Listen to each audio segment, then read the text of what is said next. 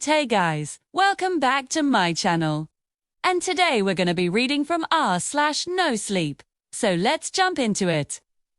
The first Reddit post is, "My grandfather used to beat me as a child. This is the only thing he got right." The title of this one was, "This doll was given to me by a friend S mother. She said it was her son S, but that he threw it in the bin after she found him beating his sister. He was 18 and she couldn't take it anymore. So she threw the doll in the trash where I found it. It had been soaking overnight, so it smells like dirty socks. But other than that, it seems fine. A little creepy though." OP posted an image that looked like this. It was just a very normal looking doll, maybe a little bit dirty. But it wasn't really all that creepy until we get to the comments. VOP, where OP responded to someone asking what the doll's name was, saying that its name was now Billie Eilish. Then another comment says, "Why does it look like the head is slightly to the left of the body?" To which OP replied, "That's how it comes. I don't think anything's wrong with it. Nin." Finally, the last comment I am going to read for you today before we get to the story is, "I am calling it, this doll is possessed." To which OP replies, "Nope, just my grandfather, who would have loved it." And that's where the story starts.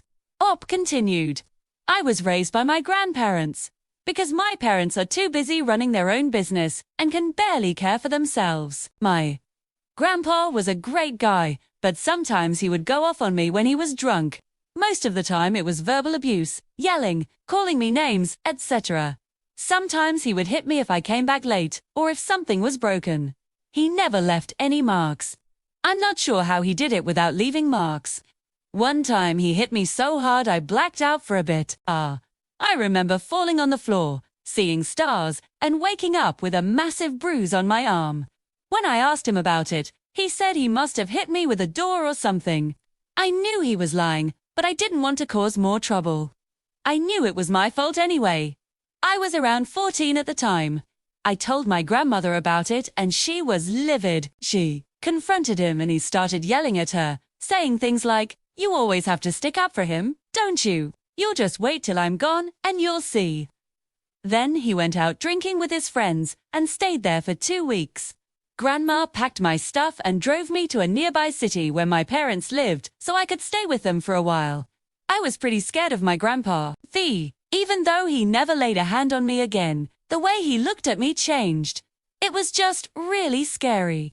My parents took me in without asking any questions, but they were confused as to why I didn't want to stay with my grandparents.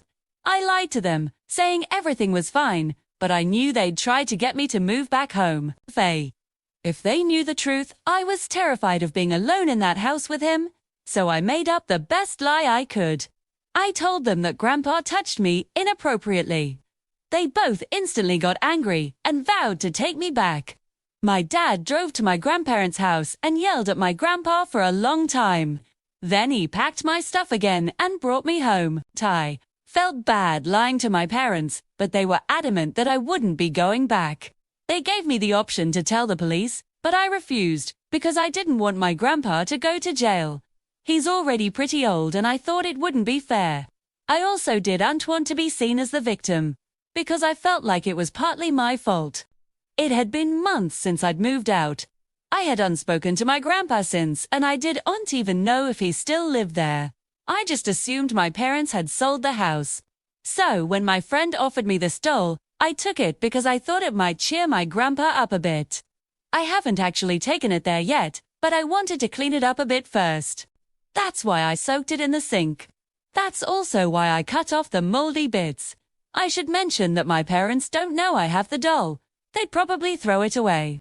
And honestly, I do think it would make my grandpa happy. He always liked buying me dolls when I was younger, even when I told him I didn't want them anymore. He was persistent. He'd say things like, 'In case you change your mind,' too. It's a bit creepy having this doll now, especially because it reminds me of those times. I just wish I had gotten rid of it sooner, instead of keeping it for so long. So I'm assuming OP was about 14 or 15 years old when these events happened. And OP is now an adult, but let's just assume that OP is still a minor. And OP has kept this doll for what looks like many, many years, too. And this doll has sat in OP's room as a reminder of OP's childhood trauma. And now OP is planning to give this doll to their abuser. That doesn't seem like a very healthy coping mechanism. Like, I understand that OPT doesn't want their grandfather to go to jail. But I feel like giving this doll to your abuser is kind of like saying, hey, this is a good reminder of what you did to me. Do you feel bad yet?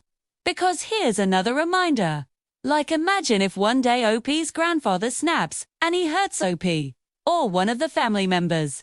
Wouldn't it be easy for the defense attorney to bring up this doll as evidence of OP's vendetta against their own grandfather?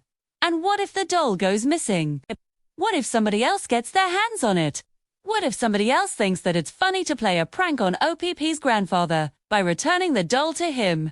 This whole thing is just such a ticking time bomb waiting to explode. I think that OP needs to leave this doll in the past where it belongs. So yeah, that's where we'll end today's No Sleep. P.O. Subscribe if you enjoyed and turn on notifications so that you don't miss when I post. Also, here's my social media. Come say hi. Anyway, I hope you have a wonderful day, and goodbye.